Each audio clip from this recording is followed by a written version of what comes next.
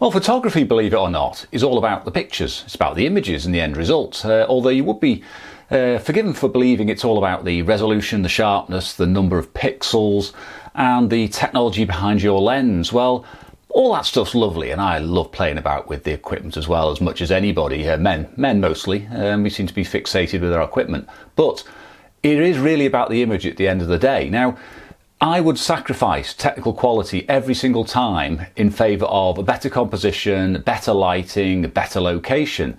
And I also like to get out into the countryside and go walking, particularly in the hills and mountains around northern England. Now, when I do that, I have to make sure I can get through the whole day without absolutely wearing myself out. I've got to carry water, equipment, etc. So the camera has to take second place, sadly. I'm not going to lug my 4x5 or 8x10 up many mountains. I will occasionally, but that's just for effect largely. What really matters to me is getting out there and getting an image. Now, I've been out on many trips this year. You may have seen some of them on my videos.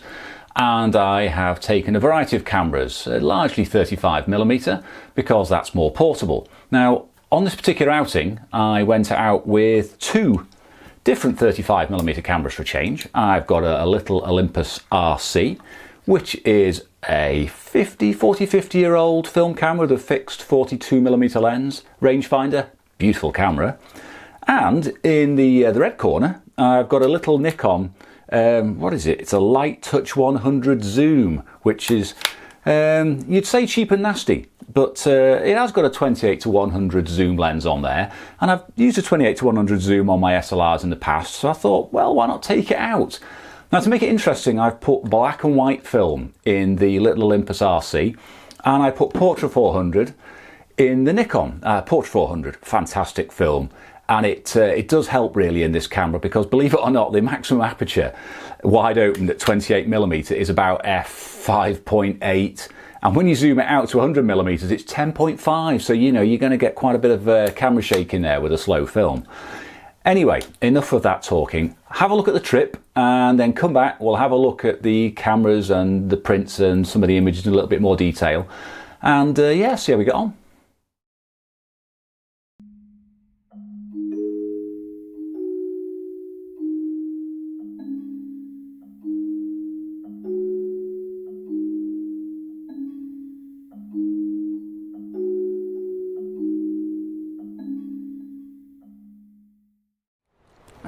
Righto, I am on my way up the mountain of Penny Olwen in Snowdonia, and as you can see, I've got my little camera on the waist belt. That's the Olympus, and I've got the Nikon zoom tucked away in one of the little pockets in the side of my backpack. Now, there aren't very good views until I get about 3/4 of the way up, and it's a bit of a gut-busting climb, so yeah, I'm going to crack on and get some altitude.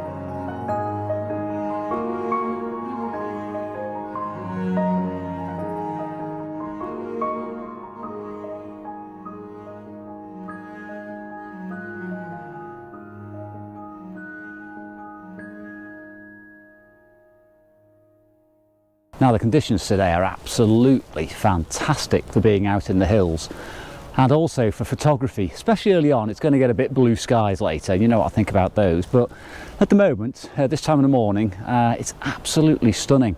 And I am going to have to press on though. I've been doing a bit of B-roll and I have been snapping away, so if you see a few shots in this vlog, I won't be going through them in great detail. We'll look at them later when I get back.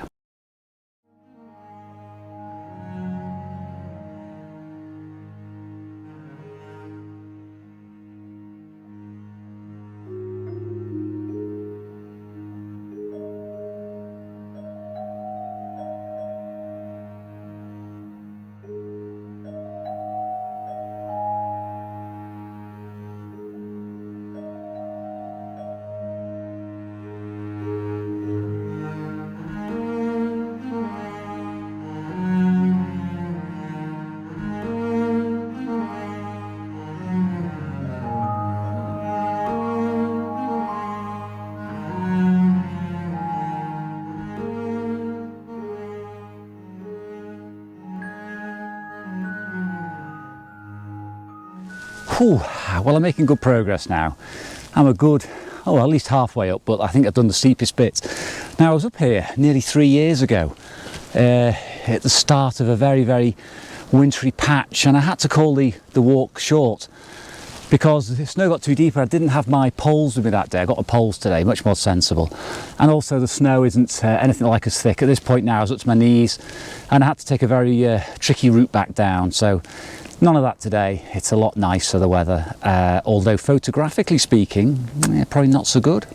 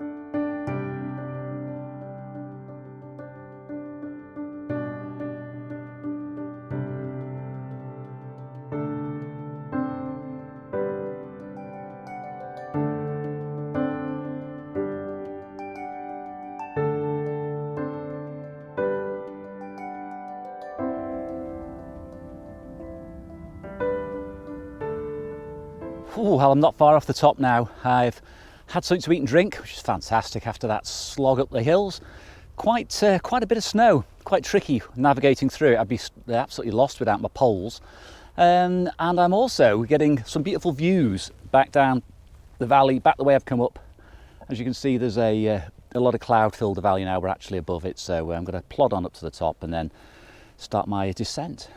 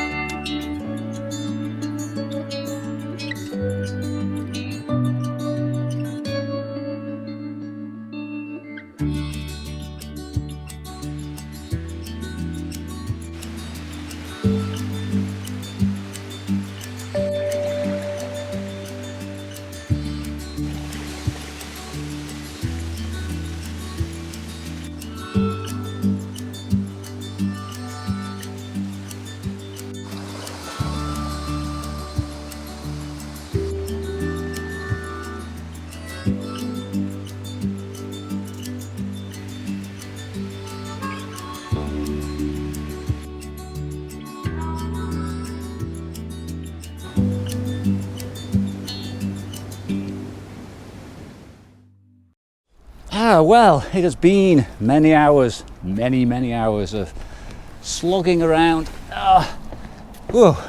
finding my way back down the mountain, walking along the lake. This path is horrible. Every time I walk it, I wonder why I bother. I'm not far from the car now. I may get a shot of the falls with both cameras. It's far too bright though, as you can see. All that lovely early morning mist and cloud cleared ages ago, and I ain't wasting film, not just for the sake of comparison. So yeah, maybe one or two more shots, then back to the car.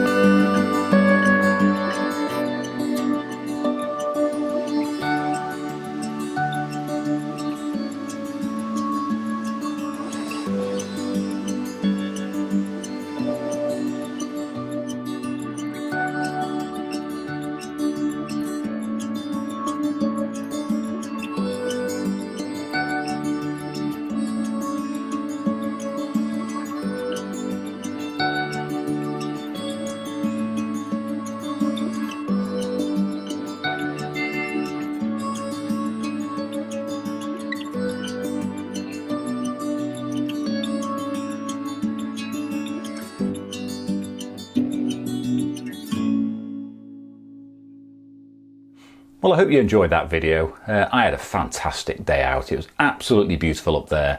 As much a walk as a photography trip, perhaps more so a walk, but getting those images was important to me as well. And the two cameras were quite interesting, and the way they contrasted in their operation. So let's have a quick look at the first one, the Olympus RC.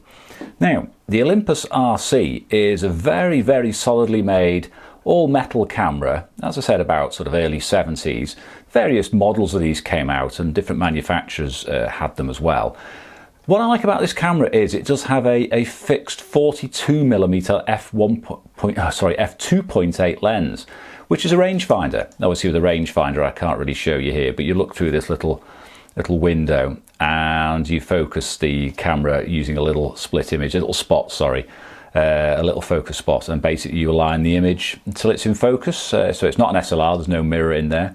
That makes it small and light. It has full manual control, but it also has a nice little aperture priority mode, which is automatic obviously, and within that you can actually then take a reading and then set the camera manually, which I was doing an awful lot on this trip. So I was taking a meter reading with it, and then I was switching over to full manual, so sort of f8 at 1/25th of a second.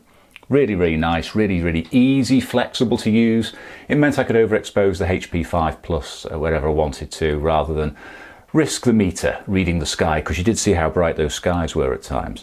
So yeah, it's a really good camera. And also something else, I can slide on my little filter onto there. It's got a very unusual 42.5, I think it's 42.5, 43.5 millimeter filter ring, which is very odd, but you can still buy them. And I had a little yellow filter on most of the day, and that did enhance the blue skies, improve the sort of contrast, etc. So yeah, lovely little camera. Only problem is it's got a fixed 42mm lens. Now it's fantastic for street work, but let's look at the opposition. Now this, and I've taken the battery out of it because I don't use it very often. I don't want it to go flat and all mouldy. But this is a late film era camera from Nikon. It's I say it's a Zoom 100W, but there are so many of these around. There are absolutely hundreds of different types out there from all the various manufacturers, Olympus Mu Zooms and Pentax and all the others, Yashica, they've all got them. What I like about this though is it's got a 28mm at the wide end. Now that's really important, as we all know, for landscape photography. Something wide allows us to encompass mountains and the big scene, etc. Now I'll be honest, I did find that particularly useful on this trip, and some of my favourite images were actually with the wide end of this lens, the 28mm end. Not so much the zoom because it goes so slow, you get a bit wobbly and it warns you of camera shake. So I did find this particularly nice to use, and optically it's not actually that bad either. I mean, if you have a quick look at the images, and the one, probably my favourite image from this trip actually, which was taken with the little Nikon. Now this, bear in mind, was scanned with an Epson flatbed because I have no intention of making anything bigger than A3, and I was a bit pushed for time setting up the old DSLR scanning, so I just ran them through with the Epson. And okay, it might look a bit gritty and grainy on the screen, but you know, look at that, that's a small area of the print off a flatbed scanner. And it's nice, you know, it makes a nice image. It's very, very pleasant. Colours are great. It's probably no worse, to be honest, than a typical sort of consumer zoom lens. So yeah, very interesting. But I did find at the end of the trip that I was undecided between the two of them. I loved the wide-angle lens, had no control. Also, it meant that the sky would confuse the meter at times and it would be underexposed. I loved the full control of this and the metal build and the focusing, but didn't have a wide lens on it, obviously, and it's a little bit narrow for those mountains. So I've decided to torture you a bit longer and go out on another trip. Another hill walking trip, and I've actually already filmed that, I'll be honest, and used up the rest of the film because I don't want to waste film, as I've said on a video a few weeks ago, hopefully. I don't want to waste film. So anyway, I've shot half a roll on this trip and half a roll on the next trip to try and let me decide whether I will actually be carrying any of these in the future. And after that video, or in that video, I'll either show you some prints, or we'll do a separate video showing you printing from these little cameras, and come to a conclusion as to whether compact film cameras are actually any good for landscape photography. So I'll leave it there. I hope I haven't bored you too much, and I will see you again on the next video to have yet another walk with these two little beauties. See you soon.